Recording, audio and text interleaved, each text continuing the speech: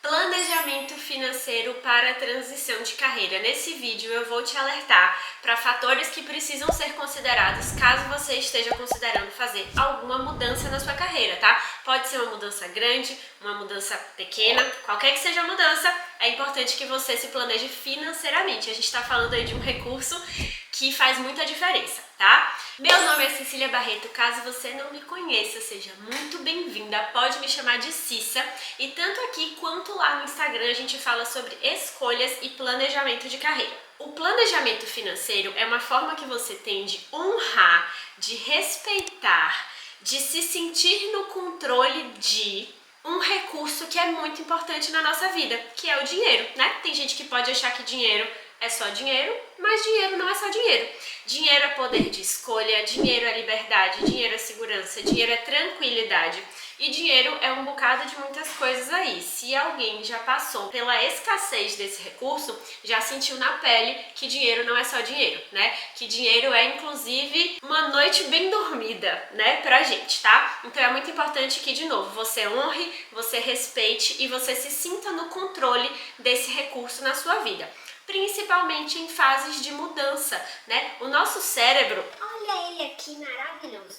O nosso cérebro, ele tem muitos vieses cognitivos, que são regras de funcionamento que são idênticas para o meu cérebro, para o seu, para o de todo mundo.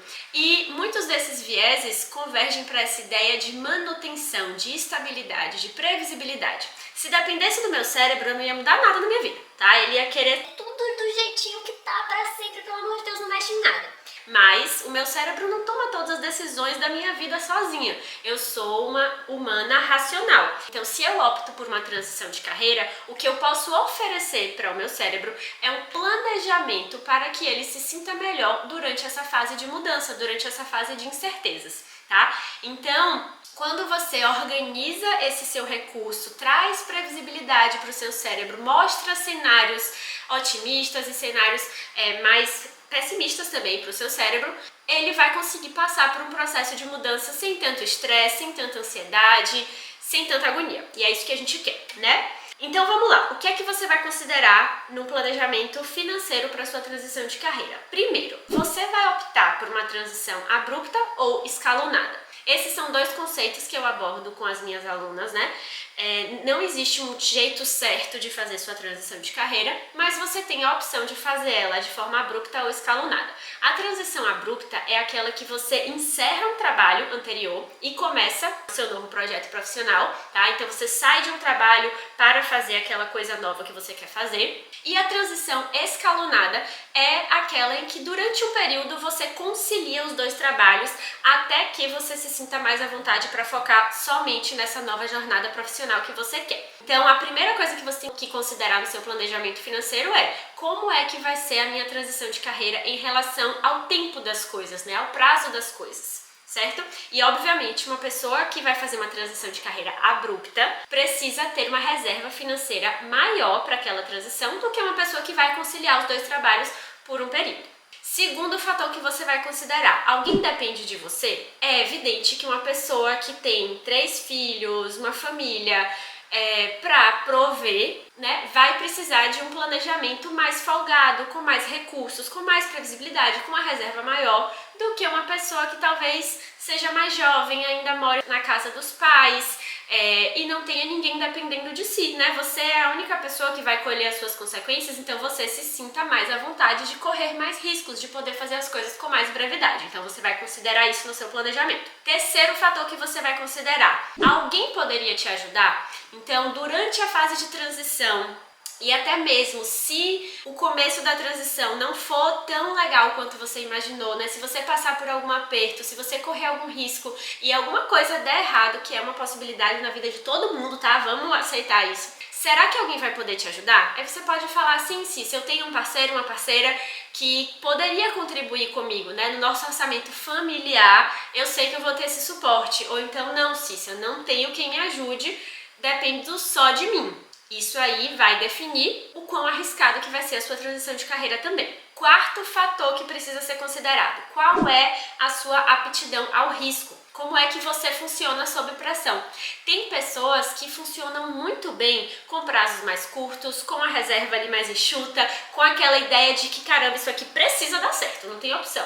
E tem outras pessoas que funcionariam muito mal, assim, que iam ficar estressadas, iam paralisar, não iam conseguir ter ideias, não iam conseguir agir. Então, se você não funciona bem sob pressão, se você não tem uma aptidão ao risco, você vai fazer um planejamento mais folgado, mais espaçado, com a reserva financeira maior. Quinto fator a considerar: qual é a previsibilidade dos próximos ganhos, né? Essa sua transição de carreira, essa nova fase profissional, qual é a previsibilidade de remuneração que você tem? A gente está falando que você vai fazer uma transição para uma área que você já tem experiência, você já tem alguns contatos, você já se capacitou, você sabe que é uma área com muito potencial, né, de atuação, e você está otimista que brevemente você vai conseguir remunerar o seu trabalho, ou a gente está falando de uma ideia de mais longo prazo, que você tem consciência que os ganhos não vão ser imediatos, que é uma coisa que você vai de fato plantar para depois colher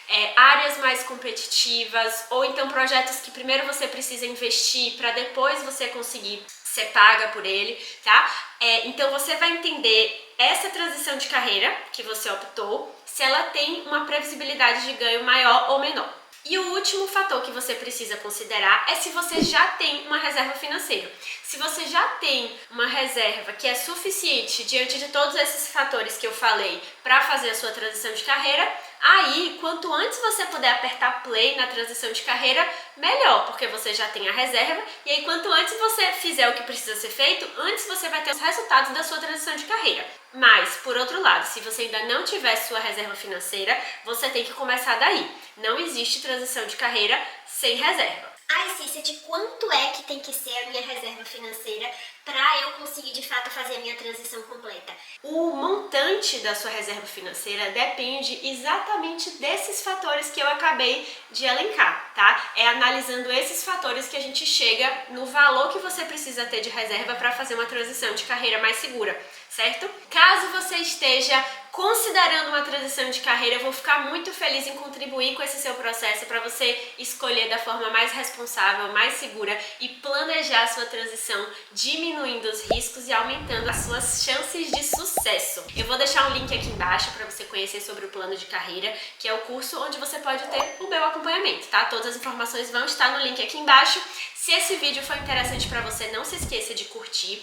E se você ficou com alguma dúvida, pode deixar um comentário aqui embaixo que eu vou ficar feliz em te responder. E quem sabe depois fazer um outro vídeo também pra gente seguir o assunto, tá bom? Um beijo enorme e a gente se vê no próximo vídeo. Tchau!